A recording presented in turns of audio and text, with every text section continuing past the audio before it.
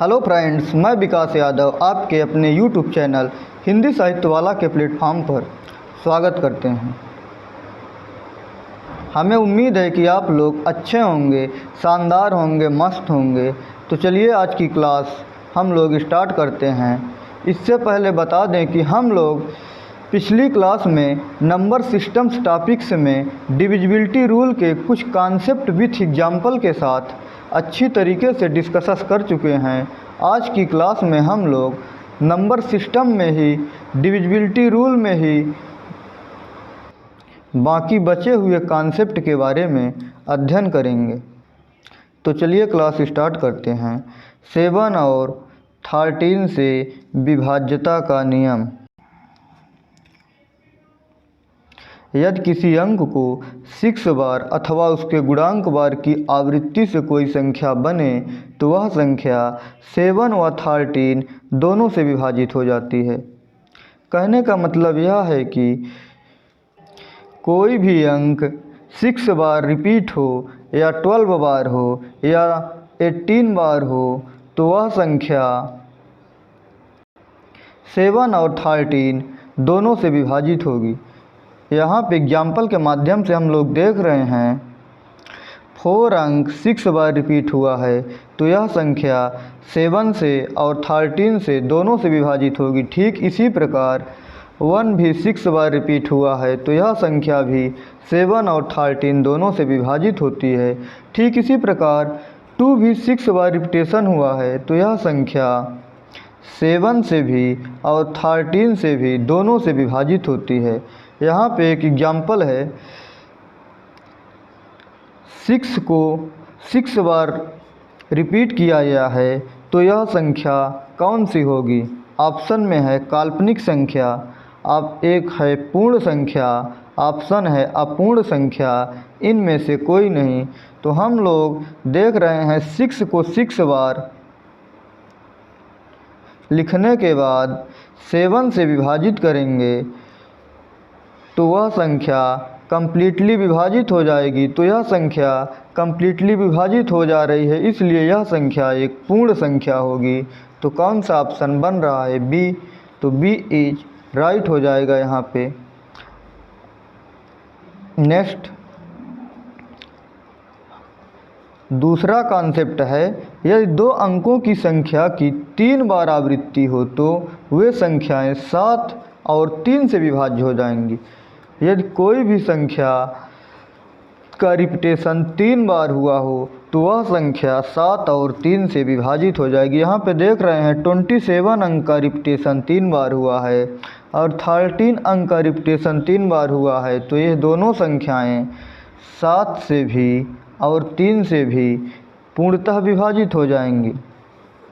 ठीक इसी प्रकार एक कॉन्सेप्ट और है, यह 3 अंक की संख्या की 2 बार आवृत्ति हो तो 7 तथा 13 से विभाज्य होगी। कहने का मतलब यह है यह 3 बार आवृत्ति हो 2 अंकों की संख्या की तो 7 और 3 से विभाजित होगी। यह 3 अंक की संख्या की 2 बार रिपीटेशन हो तो वह संख्या 7 और 13 से विभाजित होगी। यहाँ पे 135 का रिपीटेशन 2 बार हुआ है, यहाँ पे 171 का रिपीटेशन 2 बार हुआ है तो यह संख्या 7 और 13 दोनों से विभाजित हो जाएंगे। तो इस प्रकार हम लोग देखें 7, 3 और 13 का रूल क्या होता है। अब हम लोग डेसिमल नंबर यानी दशमलव संख्या के बारे में डिस्कस करेंगे। दशमलव संख्या को 2 प्रकार से डिवाइड किया गया है, एक शांत दशमलव यानी टर्मिनेटिंग डेसिमल और एक अशांत दशमलव non terminating decimal. Terminating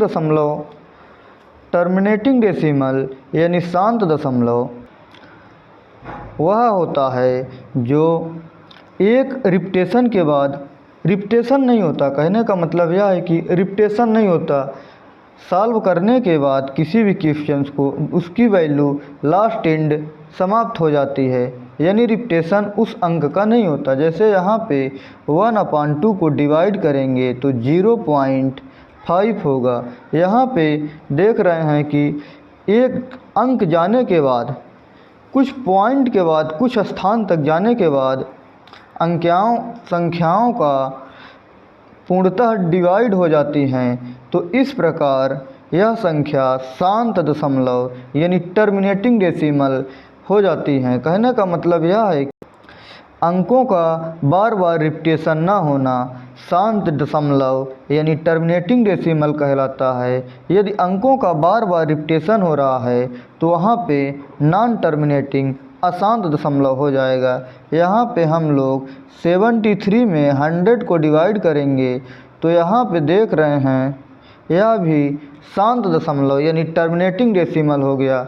divide करने के बाद कंप्लीटली संख्या डिवाइड हो गई। ठीक इसी प्रकार यह संख्या भी टर्मिनेटिंग डेसिमल है यानी शांत दशमलव है। नॉन टर्मिनेटिंग अशांत दशमलव 1/3 को हम लोग डिवाइड करेंगे तो 0.333333 बार बार 3 का अंक का देख रहे हैं, यहाँ पे बार बार 3 अंक का रिपीटेशन हो रहा है तो इसलिए यह संख्या अशांत दशमलव हो गई। ठीक इसी प्रकार 137/99 को डिवाइड करेंगे तो हो जाएगा 0.137 यानी 137 का बार बार रिपीटेशन हो रहा है तो यह भी अशांत दशमलव नॉन टर्मिनेटिंग नंबर है यानी अशांत दशमलव संख्या है। ठीक इसी प्रकार हम लोग 56/99 को डिवाइड करेंगे तो 0.565656 यानी 56 का बार बार रिपीटेशन हो रहा है तो इसलिए यह भी एक नॉन टर्मिनेटिंग यानी अशांत दशमलव संख्या होती है। इसी प्रकार √2 का मान 1.4141 इसके बाद फिर रिपीटेशन हो जाएगा 4141 रिपीटेशन होता रहता है तो हम लोग इसे एग्जैक्ट वैल्यू मान कर सॉल्व करते हैं। √2 का मान 1.414 होता है, एग्जैक्ट वैल्यू मान लिया जाता है। यह भी अशांत दशमलव है यानी नॉन टर्मिनेटिंग नंबर है। तो हम लोग डेसिमल यानी टर्मिनेटिंग एंड नॉन टर्मिनेटिंग दशमलव यानी शांत और दशमलव और अशांत दशमलव के बारे में यहाँ पे अच्छी तरीके से देखा, समझा। अब हम लोग कुछ और कॉन्सेप्ट के बारे में देखते हैं। अब हम लोग देखेंगे ट्विन प्राइम नंबर यानी युग्म अभाज्य संख्याएं। युग्म अभाज्य संख्याएं क्या होती हैं? ट्विन प्राइम नंबर जब दो लगातार संख्या 2 के अंतराल के साथ हो तो उसे युग्म अभाज्य संख्या यानी ट्विन प्राइम नंबर कहते हैं। कहने का मतलब यह है कि दो संख्याएं लगातार हों और उनके बीच का अंतर 2 हो तो वे संख्याएं ट्विन प्राइम नंबर कहलाती हैं। जैसे यहाँ पे 3, 5, यहाँ पे दोनों संख्याएं अभाज्य हैं और इनके बीच का अंतर भी 2 है तो इसलिए यह ट्विन प्राइम नंबर है। इसी प्रकार 5, 7 भी ट्विन प्राइम नंबर है। 5 और 7 अभाज्य संख्याएं हैं और इनके बीच का अंतर यानी डिफरेंस 2 है, इसीलिए यह संख्याएं ट्विन प्राइम नंबर हैं। ठीक इसी प्रकार 11 और 13 भी ट्विन प्राइम नंबर हैं, इनके बीच का भी डिफरेंस 2 है। तो ऐसी संख्याएं ट्विन प्राइम नंबर यानी अभाज्य संख्याएं कहलाती हैं। अब हम लोग परफेक्ट नंबर के बारे में जानेंगे। परफेक्ट नंबर यानी संपूर्ण संख्या। संपूर्ण संख्या क्या होती है? यदि संख्या के सभी गुणनखंडों का योग उस संख्या को छोड़कर दी गई संख्या के बराबर हो तो उसे परफेक्ट नंबर कहते हैं। यानी यदि किसी संख्या का फैक्टर निकाला जाए, गुणनखंड, और उस संख्या को छोड़कर निकाला जाए तो उन संख्याओं का योग यदि संख्या के बराबर आ जाए तो वह संख्या परफेक्ट नंबर यानी संपूर्ण संख्या कहलाती है।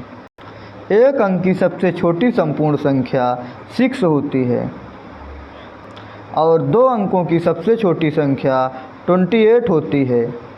इसी प्रकार 496 और 3 अंकों की 496, 4 अंकों की 8128, ठीक इसी प्रकार संपूर्ण संख्याएं होती हैं। हम लोग यहाँ पे देख रहे हैं 6 का फैक्टर 2 हो गया, 3 हो गया, 4 हो गया, 4 नहीं 1 हो गया, और एक 6 भी 6 का फैक्टर है, लेकिन लेकिन कॉन्सेप्ट में यह बोल रहा है कि उस संख्या को छोड़कर तो उस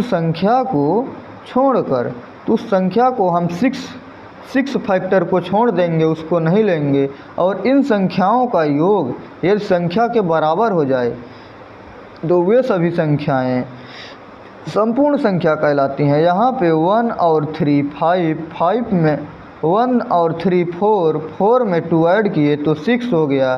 तो यहाँ पे देख रहे हैं 6 का फैक्टर 2 3 1 है। इनको जोड़ने पर 6 प्राप्त हो जाता है, जो कि संपूर्ण संख्या के बराबर हो जाती है। जिस संख्या का फैक्टर निकाल रहे हैं यानी संपूर्ण संख्या निकाल रहे हैं, उसको छोड़कर उसके फैक्टर का योग उस संख्या के बराबर हो जाए तो ऐसी संख्याएं संपूर्ण संख्या कहलाती हैं। तो इस प्रकार हम लोग डिविजिबिलिटी रूल के कॉन्सेप्ट को कंप्लीट कर लिए हैं। अब कुछ एग्जाम्पल के माध्यम से डिविजिबिलिटी रूल के कुछ एग्जाम्पल्स के बारे में अध्ययन करते हैं।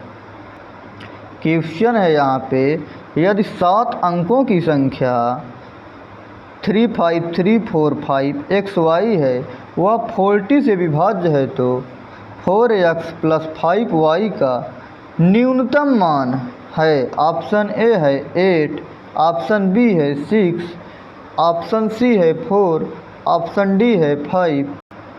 अब हम लोग यहाँ पे 40 का ऐसे 2 फैक्टर लेंगे जिसका HCF 1 हो।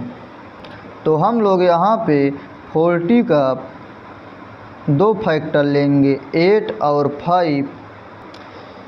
40 के और भी फैक्टर होते हैं होने के, तो 10 × 4 हुआ यानी 10 × 4 हुआ, और 2 × 20 हुआ यानी 2 × 20 हुआ। लेकिन हमको ऐसे फैक्टर लेना है जिनका HCF 1 होना चाहिए। तो हम लोग यहाँ पे देख रहे हैं 40 का एक ही फैक्टर ऐसा है जिसका HCF 1 है, 8 और 5। तो अब हम लोग इस क्वेश्चन में 8 और 5 का रूल लगाएंगे। तो हम लोग प्रीवियस क्लास में स्टडी कर चुके हैं कि 8 का नियम और 5 का नियम क्या होता है। 5 का नियम लगाएंगे सबसे पहले। तो हम लोग यहाँ पे सबसे पहले 5 का रूल लगाएंगे। 5 का नियम कहता है किसी संख्या का अंतिम अंक 0 हो या 5 हो तो वह संख्या 5 से विभाजित हो जाएगी। लेकिन प्रश्न में यहाँ गिवन है कि x और y का न्यूनतम मान होना चाहिए, यानी कम से कम। तो हम लोग y का मान कम से कम यहाँ पे न्यूनतम बोल रहा है, तो न्यूनतम मान 0 लेंगे, तो y का मान 0 ले लेंगे। तो वह संख्या 5 से पूर्णतः विभाजित हो जाएगी। अब हम लोग 8 का रूल लगाएंगे। 8 का रूल यह कहता है कि किसी संख्या के अंतिम 3 अंक, अर्थात वह किसी संख्या जो इकाई, दहाई और सैकड़ा के अंकों से बनी हो, अर्थात उस संख्या के अंतिम 3 अंक 8 से विभाजित हो तो वह संख्या 8 से विभाजित हो जाएगी। अंतिम 3 अंक 5 या 8 और y का मान हम लोग 0 ले लिए हैं, तो 0 रख लेंगे, डिवाइड बाई 8। अब हम लोग x का मान न्यूनतम बोल रहा है, तो x और y का न्यूनतम मान लेना है। x का न्यूनतम मान क्या लें कि वह संख्या 8 से विभाजित हो जाए। हम लोग यक्स का न्यूनतम मान 0 लेंगे तो यह संख्या यक्स का न्यूनतम मान 0 लेंगे तो 500 हो जाएगी, जो कि 8 से विभाजित नहीं है। हम लोग फिर उससे नेक्स्ट आगे वाली संख्या ले लेंगे तो 0 रखने पर 500 हो गया, जो कि 8 से डिवाइड नहीं है। तो यक्स का मान 1 रखेंगे, 1 रख के चेक करते हैं तो फिर भी 8 से डिवाइड नहीं है, क्योंकि 8 से डिवाइड करेंगे 51 हो जाएगा। 51 में 8 का डिवाइड करेंगे तो 6 बार जाएगा, 3 बचा, 30 हुआ। तो 38 से डिवाइड नहीं है। तो फिर हम लोग यक्स का मान 2 रखेंगे। जब 2 रखते हैं यक्स का मान, तो यहाँ पे 8 से कम्प्लीटली डिवाइड हो जा रही है, 6 बार जाएगा तो 48 हुआ, 4 बचा, 40 हुआ। अब देख रहे हैं 40 में 8 से डिवाइड करेंगे तो कम्प्लीटली डिवाइड हो जाएगा। तो यहाँ पे हम लोग यक्स का मान 2 रखेंगे। तो यक्स और वाई का मान रख के सॉल्व कर देंगे, जो ऑप्शन बन रहा होगा वही उत्तर हो जाएगा हम लोगों का। तो हम लोग यहाँ पे 4x + 5y का न्यूनतम मान पूछा है हम लोगों से। तो 4 × यक्स के स्थान पे यक्स का मान रखेंगे 2 + 5 × y का मान रखेंगे 0। इसको सॉल्व करेंगे, 5 का 0 से मल्टीप्लाई करेंगे तो 0 हो जाएगा, प्लस 4 का 2 से मल्टीप्लाई करेंगे तो 8 में 0 ऐड करेंगे तो 8 हो जाएगा। तो इस प्रकार 8 आ जाएगा। 8 कौन से ऑप्शन में बन रहा है? 8 ए ऑप्शन में बन रहा है। तो ए इज राइट आंसर हो जाएगा। नेक्स्ट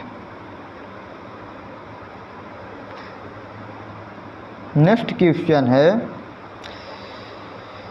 यदि 6 अंकों की संख्या 4 7 9 x y z 7 11 13 से विभाजित है तो y + z × x बराबर है। ऑप्शन ए है 73, ऑप्शन बी है 6, ऑप्शन सी है 64, ऑप्शन डी है 63।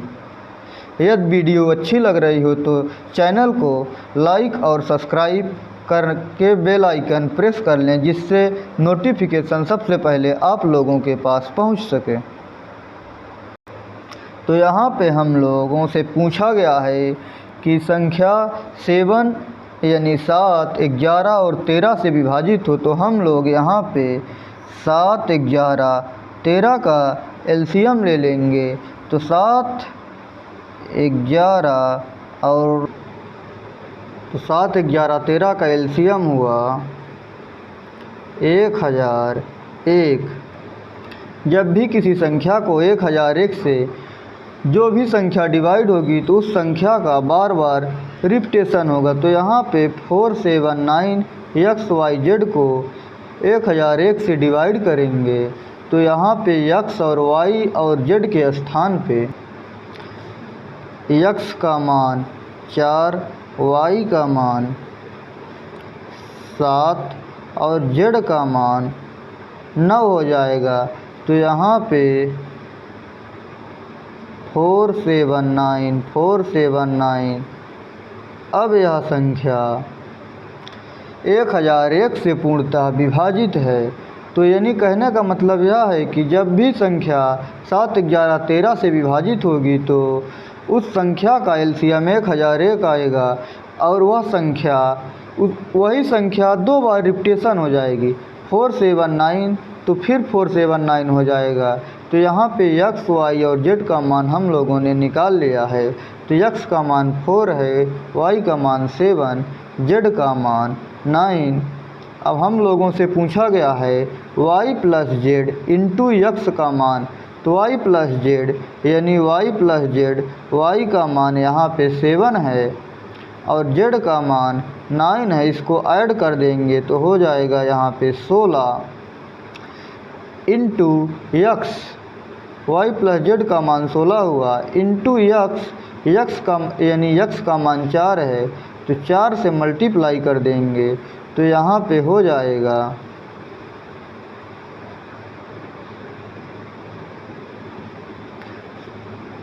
16 × 4 इज इक्वल टू 64। तो यहाँ पे 64 हो जाएगा। 64 कौन से ऑप्शन में बन रहा है?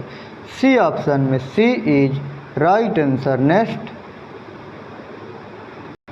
नेक्स्ट क्वेश्चन है 2 की पावर 22 प्लस 2 की पावर 23 प्लस 2 की पावर 24 किससे विभाजित है? ऑप्शन ए है 7, ऑप्शन बी है 4, ऑप्शन सी है 64, ऑप्शन डी है 6। तो हम लोग यहाँ पे क्या करेंगे? 2 की पावर 22 प्लस 2 की पावर 23 प्लस 2 की पावर 24 है। तो हम लोग यहाँ पे 2 की पावर 22 कॉमन ले लेते हैं, यानी उभयनिष्ठ ले लेते हैं। तो यहाँ पे हो जाएगा 2 की पावर 0 प्लस 2 की पावर 1 प्लस 2 की पावर 2। इसको सॉल्व करेंगे तो हो जाएगा यहाँ पे 2 की पावर 22 मल्टीप्लाई 2 की पावर 0 की वैल्यू 1 होती है, प्लस 2 की पावर 1 का मान 2, 2 की पावर 2 का मान 4। इसको ऐड करेंगे तो हो जाएगा 2 की पावर 22 मल्टीप्लाई 7। तो यह संख्या 7 है। तो 7 कौन से ऑप्शन में बन रहा है? ए ऑप्शन में। A is right answer. Next number है 12 से लेकर के 100 के बीच कुल कितने अक्षर हैं? Option A 87, option B 74, option C 64, option D 84। तो यहाँ पे थोड़ा सा ध्यान दीजिएगा। तो जब इस प्रकार के क्वेश्चन पूछे जाएं कि इनके बीच कुल कितने अक्षर हैं, तो एक फार्मूला होता है, उस फार्मूले के माध्यम से हम लोग निकाल लेंगे। तो फार्मूला होता है लास्ट टर्म माइनस फर्स्ट यानी प्रथम अक्षर अपॉन डिफरेंस -1। यहाँ पे देख रहे हैं कि बीच कुल अक्षर पूछा है, यानी इन दो अक्षर को छोड़कर बोल रहा है इनके बीच में कुल अक्षरों की संख्या निकालना हो। तो लास्ट टर्म माइनस फर्स्ट यानी लास्ट टर्म यानी लास्ट शब्द लास्ट अक्षर माइनस प्रथम अक्षर अपॉन इनके बीच का अंतर यानी डिफरेंस के बीच कुल अक्षर पूछ रहा है। यहाँ 12 से लेकर 100 तक कुल अक्षर पूछ रहा है। तो यहाँ पे तक को अंडरलाइन करिएगा, इसके बीच पूछ रहा है। तो last minus first upon different -1। तो लास्ट टर्म है 100 माइनस प्रथम पद है 12 अपॉन डिफरेंस है 1 का, एक एक बढ़ रहा है 12 फिर 13 14 15 ऐसे 100 तक के बीच का अक्षर पूछा है। तो डिफरेंस 1 है और -1 कर देंगे। तो 100 में 12 माइनस करेंगे तो हो जाएगा 88 माइनस 1 इज इक्वल टू 87। तो 12 से लेकर के 100 के बीच में कुल 87 अक्षर हो जाएंगे। तो कौन सा ऑप्शन बन रहा है? A option. A is right answer. ठीक इसी प्रकार दूसरे क्वेश्चन में बोल रहा है 12 से लेकर 100 तक कुल कितने अक्षर हैं। पहले वाले क्वेश्चन में बीच बोल रहा था, इस वाले क्वेश्चन में कुल अक्षरों की संख्या पूछ रहा है, तक कुल कितने अक्षर हैं। तो फार्मूला हो जाएगा, फार्मूला सेम रहेगा, बस थोड़ा सा अंतर हो जाएगा। तो यहाँ पे लास्ट पद माइनस प्रथम पद अपॉन डिफरेंस +1। जब तक बोला जाए तो +1 करते हैं, जब बीच बोला जाए तो टोटल संख्या निकालने के लिए -1 करते हैं। यहाँ पे टोटल संख्या निकालने के लिए +1 कर देंगे। तो हम लोग निकालेंगे तो लास्ट टर्म है 100 माइनस 12 करेंगे तो 88 हो जाएगा। लास्ट टर्म है 100, तो यहाँ पे 100 माइनस 12 करेंगे अपॉन डिफरेंस 1 का और +1 ऐड करेंगे तो 88 हो जाएगा, और 88 में एक ऐड करेंगे तो 89 हो जाएगा। तो 89 कौन से ऑप्शन में बन रहा है? डी ऑप्शन में। D is right answer. Video अच्छी लग रही हो तो चैनल को लाइक एंड सब्सक्राइब कर लीजिए।